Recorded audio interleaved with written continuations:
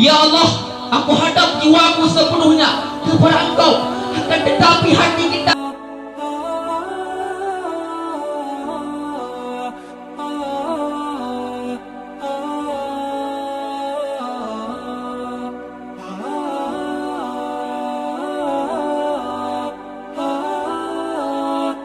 المسارعين إلى هذا النداء هم الذين ينادوا باللطف يوم الغرض الأكبر.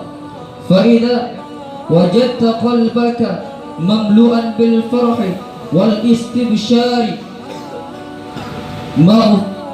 مشغوفا إلى الابتدار، فسيكون مثل ذلك في ذلك النداء.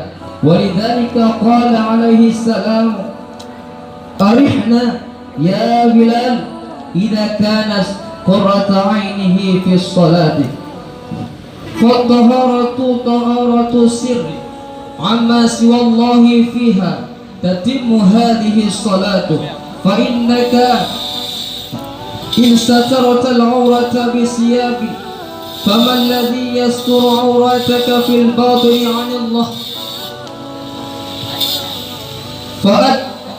فتأدب بين يدي الله، واعلم أنه يطلع عليك وعلى سرك، فتواضع بظواهرك وباطنك، وانظر لو كنت بين يدي الملك كيف تكون. ولا نسبة بينه تعالى وتقدس وبين الملوك فكل عبيده. فإذا فعلت ذلك فلا تكون كاذبا في قولك وجهت وجهي، وفي قولك حنيفا مسلما وما أنا من المشركين، وقولك صلاتي ونسكي ومحياي ومماتي لله، فاحذر أن يكون هذا كذبا فيكون السبب هلاكك. وينبغي أن يتذكر كبراء الله وعظمته عند ركوعك وسجودك، وتعلم ذلك بصغارك. والله برحمته أهلك لمناجته، فلا أقل من التأدب والحضور بقلبك بين يديه. قال صلى الله عليه وسلم: إن الله تعالى مقبل على المصلي ما لم يلتفت، فاحفظ ظاهرك وباطنك عن الالتفات. وقال عليه السلام: إن العبد ليصلي ولا يكتب له من الصلاة ولا نصفه ولا ثلثها ولا ربعها ولا خمسها ولا سدسها ولا عشرها، وإنما يكتب للرجل من صلاته ما عاقل منها. وقال بعضهم: إن العبد يسجد سجدة عنده أنه يقرب بها إلى الله تعالى، ولو قسمت ذنوبه في سجادته على أهل مدينة لهالكوا. قيل: وكيف ذلك؟ قال: يكون ساجدا عند الله تعالى وقلبه مصغر إلى هوى ومشاهد لباطل وقد استولى عليه. Faslun, batiniyah daripada segala amal-amalan hati, yaitu pada pasal ini menjelaskan yang bahwa tentang ketentuan-ketentuan ataupun syarat-syarat yang bersifat batin, yang merupakan semua itu sebahagian daripada pekerjaan hati. Maka sebahagian daripada syarat batiniyah tersebut yaitu khusyuk. Allah Ta'ala berfirman: dirikan olehmu sembahyang, dizikri karena mengingatku. Nabi pun bersabda, berapa banyak orang yang mendirikan sembahyang, akan tetapi yang dia dapatkan dari sembahyang yaitu kelelahan dan kesusahan. Wa'alam, ketahui olehmu, sesungguhnya sembahyang ialah zikir dan membaca qiraah Al-Quran dan munajat kepada Allah.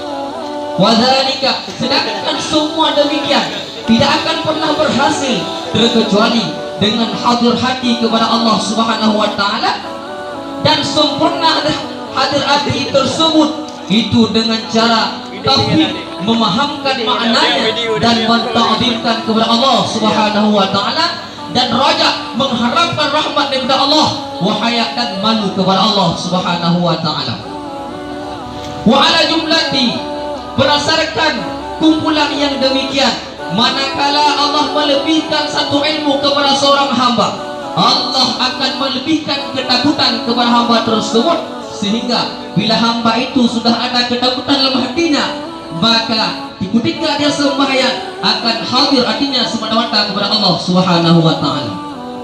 Maka apabila engkau mendengarkan azan, maka sepantaslah bahwa hadir hati kita dan berkekalan zahir kita tersebut dan batin kita untuk menjawab azan tersebut dan mensegerakan apa yang disuruhkan oleh Allah, yaitu sembahyang. Kenapa? Dikarenakan orang-orang yang bersegera untuk melakukan sembahyang di ketika mendengarkan azan itu merupakan orang-orang yang besok di yaumil kiamah akan mendapatkan kelembutan. Maka apabila engkau mendapatkan dalam hati engkau yang penuh dengan kesenangan, maka segeralah hati untuk menuju kepada panggilan azan. Taharah yang dimaksudkan dengan taharah suci, yaitu suci hati kita daripada selain Allah Subhanahu wa taala, yang mana dengan suci hati kita tersebut sembahyang kita akan mendapatkan kesempurnaan. Dikarenakan bila kita hanya menutup aurat dengan pakaian, akan tetapi hati kita tidak menutup daripada selain Allah Ta'ala,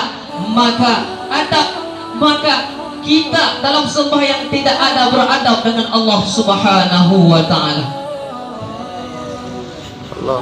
Maka apabila engkau perbuatkan akan yang sedemikian, maka engkau orang yang berdusta di ketika pertama engkau takbir lalu membaca doa iftitah yang berbunyi wajjahtu wajhiya, ya Allah, aku hadap jiwaku sepenuhnya kepada engkau, akan tetapi hati kita di ketika itu tidak penuh kepada Allah Subhanahu wa taala, maka kita adalah orang yang berdusta dalam melakukan sembahyang kepada Allah. Dan dalam doa iftitah kita menyebutkan hanifan muslimau wa ma ana minal musyrikin, aku orang yang muslim ya Allah, aku bukanlah orang yang musyrik, akan tetapi hati kita di ketika itu tidak hadir kepada Allah, maka kita dikatakan orang yang berdusta tentang apa yang telah kita katakan.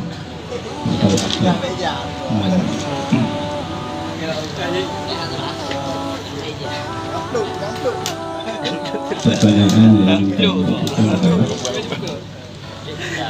tadi dibaca wa'lam anna shalah innama hiya dzikrun wa qira'atun wa manajatun wa mahawaratun. Coba dijelaskan kalimat manajah dan mahawarah. Min ayil wazan, wazan apa? Kalau kita lihat daripada segi lafaznya, itu merupakan masdar daripada wazan fa'ala yufa'ilu mufa'alatan wa fi'alan wa fi'alan. Seperti hawara yuhawiru muhawaratan wa hiwaran wa hiwaran. Berarti barisnya mana? Muhawaratan. Yang sebelumnya munajatan. oke, baik. Tadi dibaca manajah wa mahawarah tadi ya. Kemudian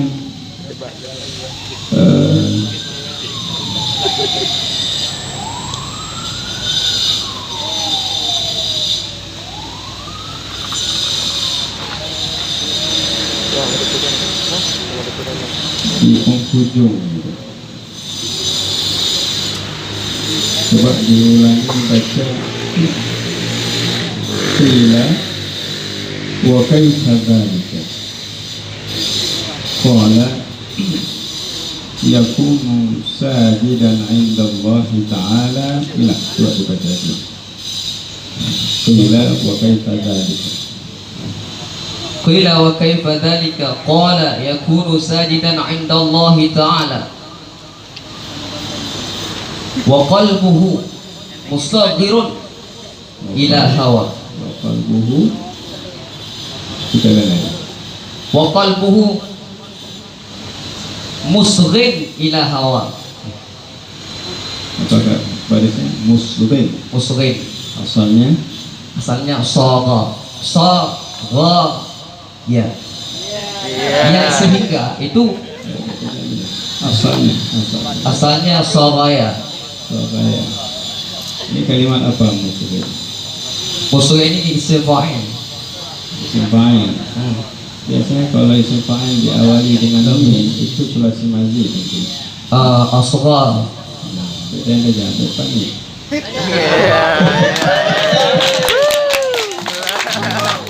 Nanti coba sampai ketemu. Jadi asal daripada kata musghir yaitu as-sughaya. Berlaku dalam undang-undang saraf. Bila huruf ilat itu berharakat yaitu huruf ya, waw dan alif berharakat.